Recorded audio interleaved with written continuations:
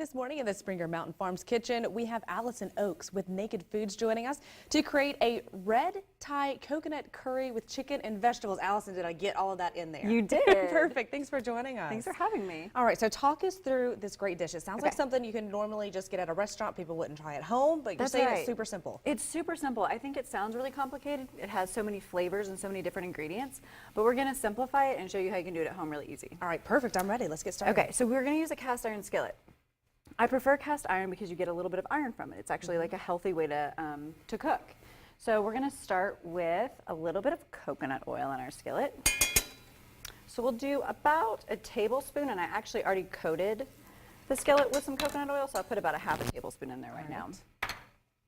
And then we're going to start with our Springer Mountain Farms chicken breast, which is the only chicken that we use at Naked Foods. All right, it's the best chicken on the market. So tell us, I was going to say, tell us a little bit more about the Springer Mountain Farms chicken and why you chose to use this company. It is just a really high quality product. They don't feed them any antibiotics or steroids. And that's something that's really important to us at Naked Foods, is to have high quality meat.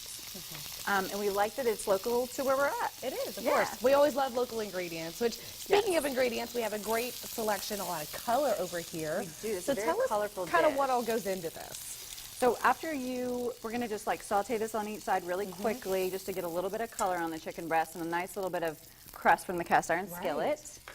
And while that is finishing up, I'll show you the ingredients. So what you're going to need for this recipe is a red Thai coconut curry paste. This is by Thai Kitchen. There are other brands, but I like this one. You can get it at Whole Foods or Publix. And we'll do about a tablespoon of this in the dish. All right. And then we're going to use some Himalayan pink salt, which is my favorite salt. It's the highest mineral content.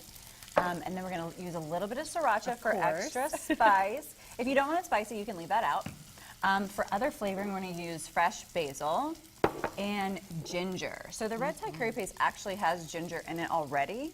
But I like extra ginger. Plus, it gives you more health benefits. And then we have our veggies.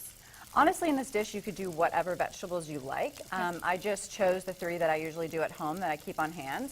I always keep frozen broccoli at home, so we're going to use that. Sliced mushrooms and some bell peppers. I love bell peppers in this because it kind of just goes with all the flavors. But you could do onions or eggplant or squash or whatever you'd like. Perfect. Good to know. So this looks like it's doing pretty good. So don't be scared of the coconut milk. It's a little bit chunky when you get it from the can, but when it hits the heat, it's going to melt down and make a beautiful, delicious sauce. So I'll just finish dumping it in. So about how much are we putting in? I'm gonna put the whole can. I'm gonna start with about half, and then I'll dump a little bit more as we go.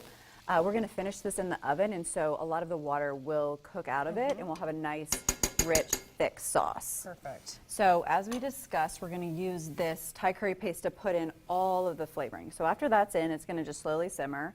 I'm going to add a tablespoon, maybe a little over a tablespoon. Feeling generous today on this.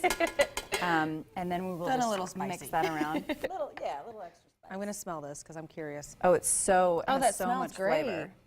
Yeah. Oh, that smells really good. So we're going to let that simmer, and then all you're going to do is add in the rest of the ingredients. Perfect. And you're going to let it simmer on the stovetop for a couple of minutes, and then you'll finish it in the oven. Is there like a visual cue you're looking for as far as, how long it needs to simmer? Is the sauce going to thicken, or what do we? It's going to thicken a little bit, and I'd probably say just like 5 minutes is plenty to let it simmer, because it's going to do everything else in the oven. So if you want to dump in the veggies. I will. So, and these are just frozen. That's just frozen broccoli. Perfect. I don't want to splash you. Good. Perfect. There we go. And I'll just kind of try to get those soaking down in here. And we'll do about half of those mushrooms. Okay. I'll let you, yep. There we go. And like mushrooms you said, you will can cook down a lot too. Any vegetable you want. Yes, you can use any vegetable that you would like. Again, I said the peppers I feel like is just a really good one for the curry, but go ahead and do whatever you like. And if you don't like peppers, you definitely don't have to use them. Well, I love all the color in this as well. It's very colorful. So we're going to top it with a little bit of the fresh basil and the ginger, and then I'm going to do some lime juice. Perfect. So I'm going to add a little bit of acidity, and then I usually serve it with some lime juice in the end as well as a nice little fresh garnish. I love ginger. I'm one of those people that cooks with ginger all the time. It's because so I healthy love it. for you. And it is so healthy, yes. Okay, so, dump those 2 in. All right, we're going to go with all of it? Yes. The more basil, the better. I agree. Can't have too much basil. And then our ginger. I love how this is a one pan, one pot dish also. Yes, yes. Makes cleanup easy. So isn't that beautiful? That is gorgeous. I love all the colors. So we're just gonna dump it all in there? Yep. We're going to kind of- pretend that we would stir this around a little Right. bit more. And then you just finish it in the oven. Perfect. So we'll take it over to the oven and throw it in there real quick. And then with a little TV magic, we'll show you what it finishes. That's right.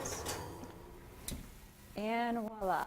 All right, so this is is what the the finished finished dish. product looks like. And so Yes. you just took it out of the oven and you just, put the chicken on, then poured everything over top? That's right. Perfect. Yep, plated So it up. This is a great example of a dish you can get at Naked Foods, right? Yes, this is on our menu. All right, so tell me a little bit more about Naked Foods. I know you just opened in Chattanooga, so give us the details. So all of our meals have the carbs, fat, and protein on them, so you know how much you're eating of each thing, and we've balanced those nutrients to give you lasting energy, keep you full, and also keep your weight in check.